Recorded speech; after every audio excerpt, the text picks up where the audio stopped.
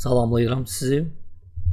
Keçən dərsdə biz PowerPoint-un interfeysini və naviqasiyasını nəzərdən keçirdik. Bugünkü dərsdə biz sıx slaydlarla məşğul olacağıq. Onları yaradacağıq, kopyasını düzəldəcəyik, yox edəcəyik və prezentasiyanı, yəni faylı kompüterin yaddaşında yerləşdirəcəyik. Bizdə belə bir papka olacaq. İşçi masada PP az. Hal-hazırda həmin görürsünüz ki, qovluq boşdur və prezentasiyanı kompüterin yaddaşına göndərəndə məhz bu qovluqda yerləşdirəcəyik. Gəl başlayaq. PowerPoint proqramını açmaq üçün 3 əsas üsul var. Bunu Word və Excel dərsimdə də demişdim. Pusk düyməsini basırsınız və PowerPoint işarəsini buradan seçirsiniz. Əgər sizdə bu görsənmirsə, burada Vse proqramı, yəni bütün proqramların üstünə kursoru yerləşdirirsiniz və əgər PowerPoint proqramı sizin kompüterinizə installyasiya olunubsa, mütləq işarə burada göstərəcək. İkinci üsul, status bar sətrində bu işarədir. PowerPoint. Və üçüncü üsul, işçi masada PowerPoint işarəsini basırsınız. Fərq ondadır ki, burada və burada siz PowerPoint üstünə bir dəfə basacaqsınız. Burada isə klik edəcəksiniz. Yəni 2 dəfə basacaqsınız. Gəl indi PowerPoint proqramını açaq. Açdıq. Belə bir pəncərə açılır. 2 yerə bölünür. Sol tərəfdə istifadə olunan fayllar, yəni prezentasiyalar görsənir. Sağ tərəfdə isə boş prezentasiya, yəni pustaya prezentasiya və əgər sizdə lisenziyalı proqramdırsa, burada təxminən bir 20-yə yaxın şablonlar göstərəcək. Əgər sizdə lisenziyası olmayan proqramdırsa, mənimki kimi, onda burada basırsa avtonom robota, yəni avtonom işi və burada təxminən 2, 4, 6, 8, 9 dənə şablon görsənir. Amma ümumiyyətlə bu şablonları proqramın içindən də istifadə etmək olar və əvvəl işləyəndə, tizə işləyəndə məsləhət görürəm boş prezentasiyanı işləyəsiniz. Sonra müəyyən bir təcrübə yığandan sonra bu şablonları bir-iki şablonu seçib elə həmin şablonlarla işləyə bilərsiniz. Keçdik boş prezentasiyaya. Avtomatik olaraq proqram sizə bir dənə slayd yaradır.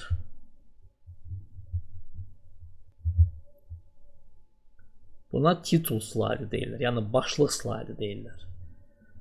Və bu başlıq slaydı başqa slaydlardan biraz fərqlənir. Bir neçə dəqiqədən sonra fərqi deyəcəyim sizə. Burada sağ tərəfdə bu pəncərədə 2 bölməni görürsünüz. Bu birinci bölmədir. Yəni buna rus dilində zapalnisil deyirlər, yəni doldurucu. Və bu ikinci bölmədir, ikinci doldurucu. Burada slaydın başlığını yaza bilərsiniz. Burada isə alt başlığını.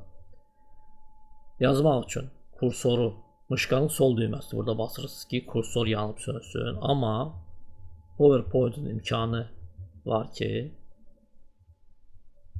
prezentasiyanı açan kimi o saat burada nəsə yaza bilərsiniz. Yəni mışqanı basmadan da, mışqanın sol düyməsini burada basmadan da nəsə yaza bilərsiniz. Gəl bunu eləyək. Yazaq burada birinci slayd. Yaxud birinci, belə yazaq.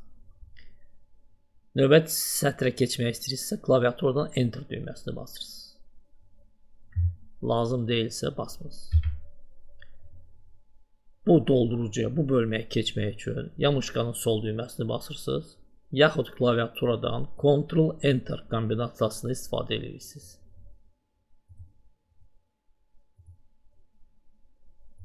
Buradasınız.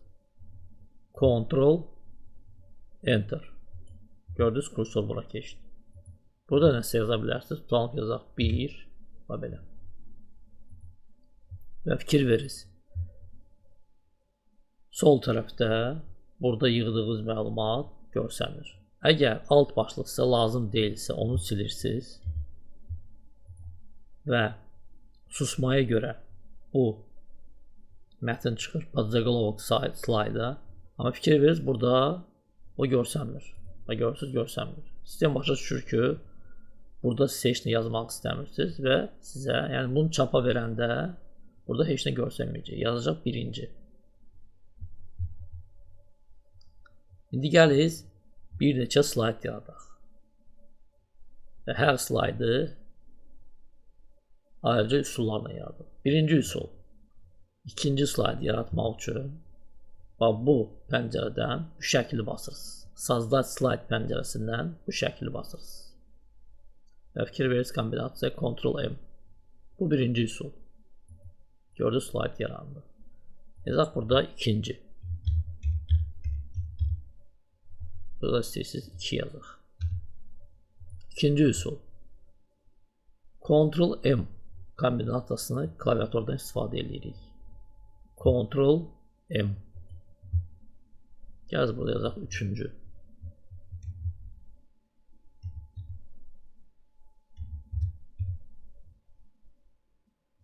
Burada yazaq 3. Üçüncü üsul. Sağ düyməni burada basırsınız.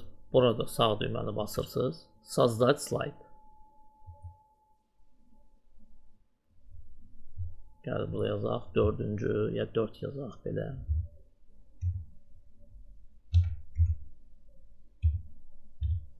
Burada 4 yazaq. Və bir dənə də üsul var. Sizə indi onu da göstərim. 4-cü üsuldur. Tutalım ki, birinci slaydda durursunuz. Buradasınız. Düzdür. Keçmək istəyirsiniz bu bölməyə. Ctrl-Enter. Ctrl-Enter.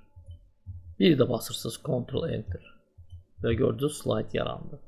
Yəni sistem burada başa düşmür ki, buradan keçdi bura. Buradan başa düşmür, hara keçməlidir. Ona görə də bir dənə də slayd yaradır. 4 üsulla görürsünüz. Burada yazaq, deyək ki, Enter. Burada da 1 yazaq belə. Görürsünüz, 4 üsulla slaydları yaratmaq olar. İndi fərqləri nədir? Bu titul slayddır. Bu standart slaydlardır. Fikir verirsiniz. Burada yalnız mətn ola bilər. Amma bu slaydlarda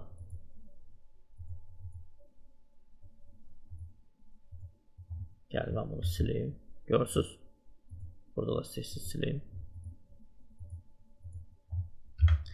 Görürsünüz, mətndən başqa burada cədvəldə yerləşdirmək olar, şəkildə yerləşdirmək olar, videoda yerləşdirmək olar.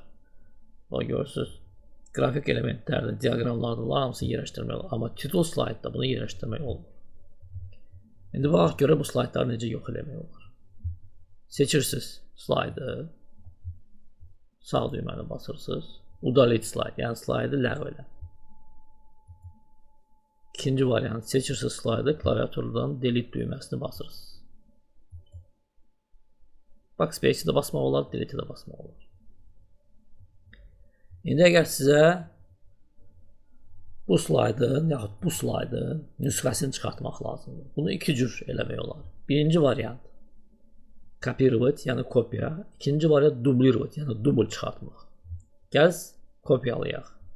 Bunu Word-də, Excel-də də eləmişdik. Bunun da bir neçə üsulu var. Seçirsiniz, slaydı seçdiniz. Buradan görürsünüz, kopировать, вставить. Yəni kopyala, sonra yerləşdir. Gəl eləyək, kopya və gördünüz, slayd yerləşdir. İkinci variant, onların klaviatura kombinasiyaları.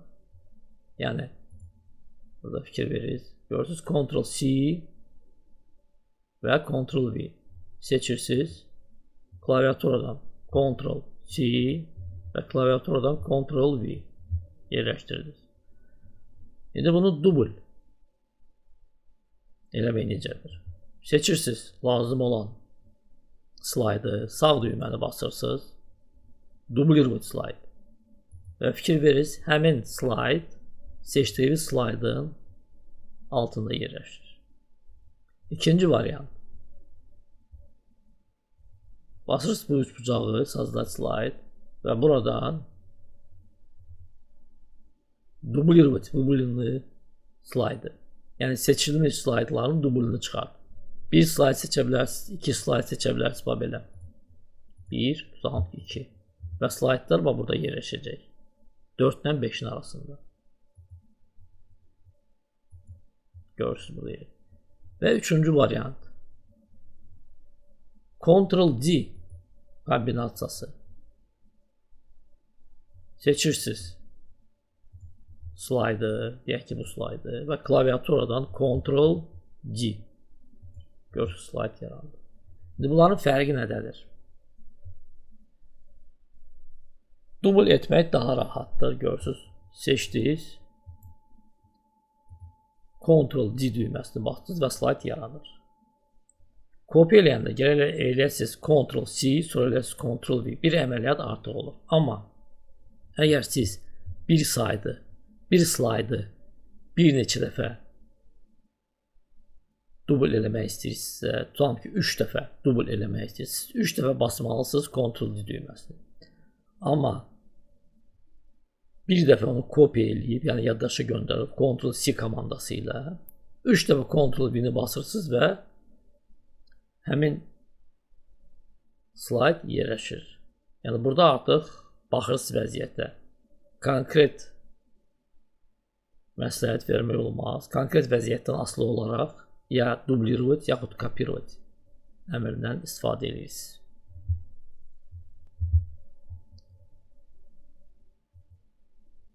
Bir fərqi də sizə deyim, bu titul slaydı ilə başqa slaydlar arasında. Burada fikir verirsiniz mətnə. Burada mətn adi qaydada yazılır. Burada isə mətn görürsünüz, siyahı şəklində yazılır. Yəni markerli siyahı şəklində yazılır. Burada nəsə yazsaq, görürsünüz qabağında marker gəlir. Bunu Word-da keçmişdik. Nömrəli siyahılar və marker siyahılar. Görürsünüz, marker siyahı formasında yığılır. Gəl indi bu yaratdığımız prezentasiyanı yaddaşa göndərək. Gəl bunları yığışdırım mən. Slaydlar lazım deyil bizə.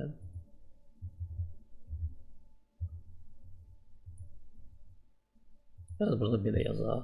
Mən slaydı bu mövzuya həsrləmək istəyirdim və belə başlıq yazaq. Alman avtomobilləri. Yəni slaydlar, bundan sonra dərslərdə yaratdığımız slaydlar avtomobillərə aid olacaq. Alman avtomobilləri. Belə 50 belə saxlayaq. Burada yazaq, tutalım ki, bunu silək. Burada yazaq, deyək ki, Mercedes.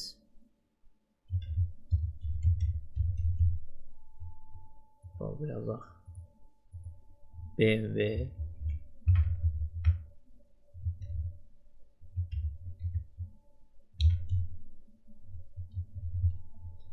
Burada da yazaq, deyək ki, Audi.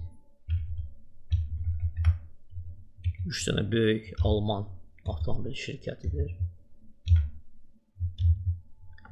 Və belə. İndi bu prezentasiyanı, bu faylı yaddaşa göndəririk. Basırıq fayl düyməsini. Birinci dəfə fərqi yoxdur. Saxranit yaxud saxranit kart.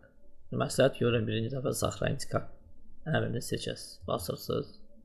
Edit kompüter, yəni mənim kompüterim. Burada seçirsiniz öz qovluğunuzu, rабочий stol, yəni işçi masa, PPAz və burada sənədin adını qoyuruz. Bu olsun hələlik. Deyək ki, dərs 2, dərs 2 Alman avtomobilləri. Sonra biraz adını mən dəyişərəm. Dərs 2 Alman avtomobilləri. Saxranit, yəni yaddaşda saxla. Faylı bağlı və keçiriyoruz qovluğumuza görə orada fayl yaranıb yoxsa yaranmır. Və görürsünüz, dərs 2 Alman avtomobilləri. Bununla bugünkü dərsimiz yekunlaşır. Bugünə bu qədər. Təşəkkürlər.